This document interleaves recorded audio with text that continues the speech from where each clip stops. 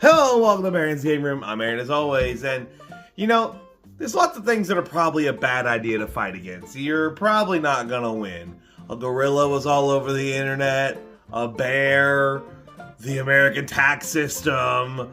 But one fight you will always lose is a fight against gravity.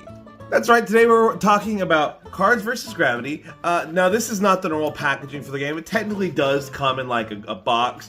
A yellow one, I think, for the standard edition, although I've never actually seen the standard edition out in the wild, at a store. Or a green box for, I think, the Pro edition, which is, again, the only one I think I've actually seen in stores before. But Pro comes with this little clip bag here, and everything fits in it, so I had no reason to really keep the box. Plus, this is a game I take around with me a lot. But yeah, this is a dexterity game for, it says 2 to 8 players. I'll be perfectly honest, I mean, I don't see why you couldn't just do more. I don't really see why you'd have to limit it to just 8. So, yeah, let's go ahead and tell you guys how to play this game real quick. Now, honestly, the hardest part of setup for this game for me usually is just finding a bottle. I don't know about you guys, but I don't personally usually have a bunch of bottles around my house.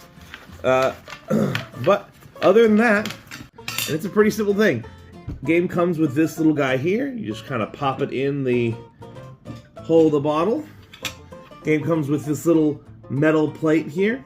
Just put that little white circle right on top of the little green thing we just put in there. This is a magnet, so it kind of holds it on there in general.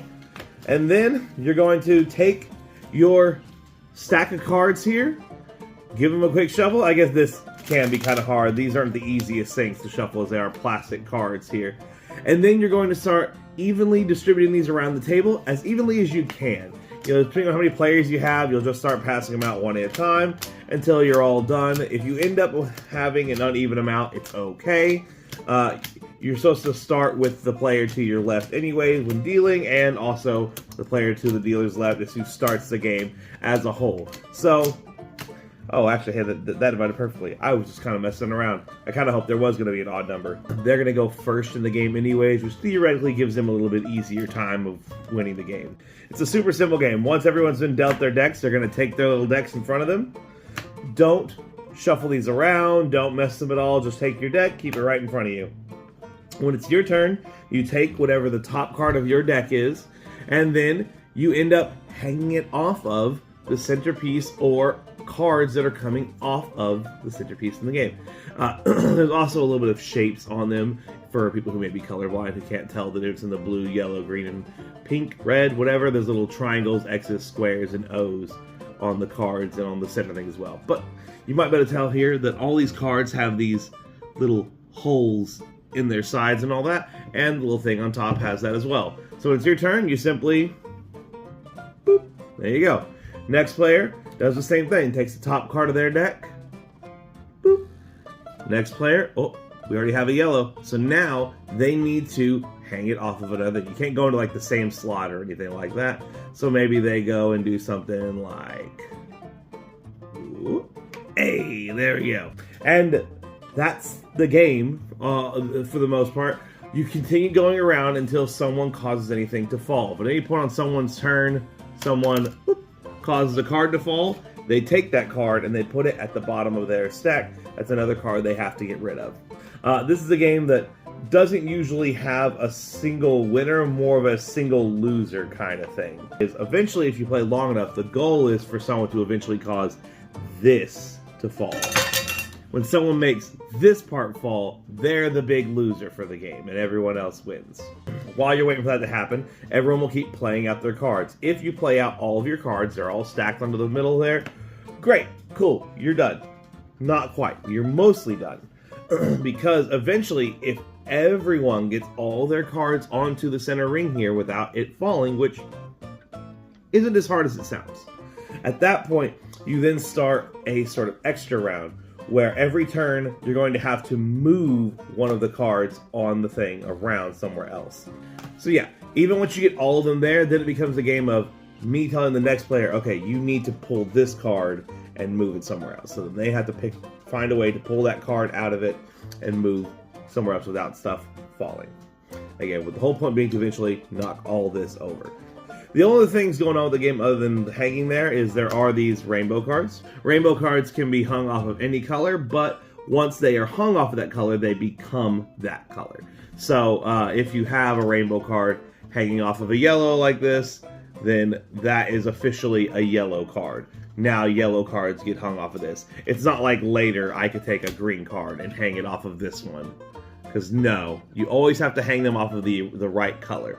So it always has to be a yellow off of a yellow, a green off of a green, so on and so forth. So once these can be hung off of any of them, once they join that sort of color group, they become that color until that final round of moving stuff around. If you even make it there, because that doesn't always happen. Then there are a couple of special cards in this game as well. They're not, I believe these are not in the standard version, that yellow box I mentioned. If you buy the Pro version, these come with it. The Gravity Bender and the Gravity Buster card. Basically, these are essentially rainbow ones. They can go off of anything. But their whole thing is the Gravity Bender is just thinner than the other cards, so it's not quite as thick as them. And the Gravity Buster is just thicker than the normal cards. So the whole point of them is simply to add extra. Look at me already messing up. The whole thing is just that this one tends to add extra weight wherever it goes, and this one bends a lot wherever it goes. So if I hang this one here, it's a little harder to hang off of this one. Come on. There we go. It's a little harder to hang off of this one because of how bendy this card is. Let's see if I can. Ooh. Yeah, see how bendy that is? But that's the main things they bring to the game. There are just some cards that are a little more difficult to work with that you toss into the game. And that really is everything to it. I do believe the standard rules on stuff are like you can't have anything sharing the hole, but also you can do some stuff like hanging like this. This is allowed. I've seen some, I believe, like official pictures and all that to show that as allowed. I think they might mention it. Yeah, they do mention it in here as well. Of hanging a card off a corner is okay as well. And boy, I mean, I really couldn't think of what more to say about how to play this game. That's the game. I totally lied. There actually were two more things I could tell you guys about the game. One, you can't put the Gravity Bender or the Gravity Buster cards into the discs themselves. And whenever you set a card in, it's not allowed to be touching any other cards or the center disc other than the card you slid it into. But that is now everything I can tell you guys about cards versus Gravity. Dexterity games are those types of games that are always going to be, I guess slightly divisive is the proper word. You know, some people just can't stand this type of game and all that. And other people, if you're into that kind of thing, you're going to love it. I wasn't kidding when I said for me personally, the hardest part about setting this game is usually the bottle part of it. Again, I don't know about you guys, but for me personally, I don't usually have bottles around.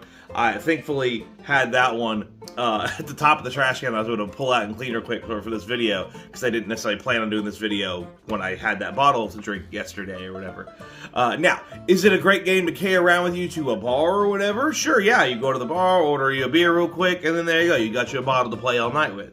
But as far as playing at home, playing around with family and all that, I don't know how easily accessible a bottle always is. So that part is pretty annoying about the game.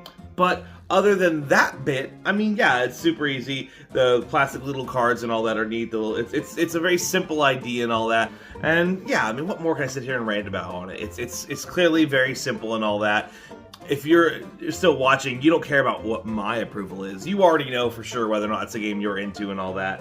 I think my only complaint is that it can be kind of hard to find the bottle. Otherwise, there's no real complaint to the game. The rules could be a little clearer about some things, but that's no big deal. It's such a very lighthearted game anyways. Usually when this stuff comes up, we just kind of, again, rule of committee, the table sort of talks it out, and we decide how we want to go about it. No big whoop. But yeah, it's a silly little dexterity game, guys. I would feel like I was some pretentious, over-serious gamer if I didn't give it a good rating, you know? Anyways. It's a game that you can play pretty much at all ages. It's a game you can play pretty much anywhere, as long as you got a good little table space and, a bottle around. Yeah, I mean, come on, guys. Cards versus Gravity, like I said, I'd feel like a jerk if I gave it anything else. Bear and approve.